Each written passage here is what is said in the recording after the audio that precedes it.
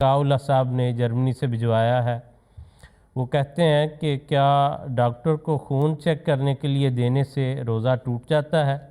اسی طرح کا سوال جو ہے یہ ہم سے پوچھا ہے ایک اور دوست بھی ہیں، انہوں نے حمزہ حارث صاحب نے کرالی یو کے سے پوچھ رکھا ہے کہ کیا شوگر لیول چیک کرنے کے لیے جو بلڈ لیا جاتا ہے اس سے روزہ ٹوٹ جاتا ہے؟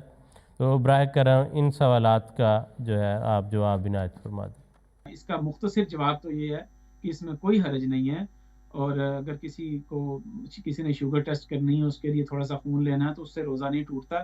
یہ ایک غلط فہمی پیدا کی جاتی ہے، یا بعض لوگوں کو اس کا علم نہیں ہے کہ خون نکلنے سے روزہ نہیں ٹوٹتا۔ البتہ اگر کمزوری ہو جائے تو پھر روزہ کھول دینا چاہیے۔ محض خون نکلنے سے روزے کے اوپر کوئی اثر نہیں پڑتا۔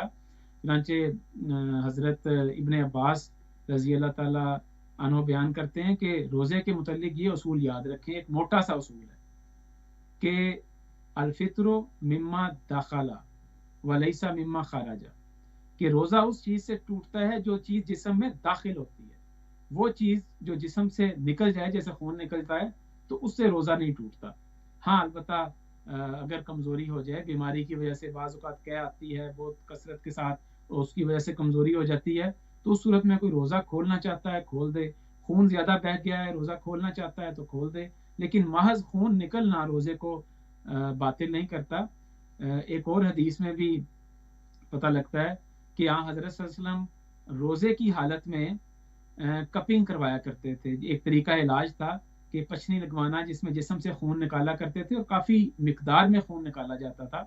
تو حدیث میں، بخاری کی حدیث ہے، بخاری میں لکھا ہے کہ احتجم النبی صلی اللہ علیہ وسلم وهو صائم، کہ حضرت صلی اللہ علیہ وسلم نے روزے کی حالت میں پچھنی لگوائی، یعنی کپنگ کروائی، اور اس میں سے خون نکلوایا، اور آپ کا روزے کے اوپر کوئی اثر نہیں پڑا، آپ اس صورت میں روزے دار تھے۔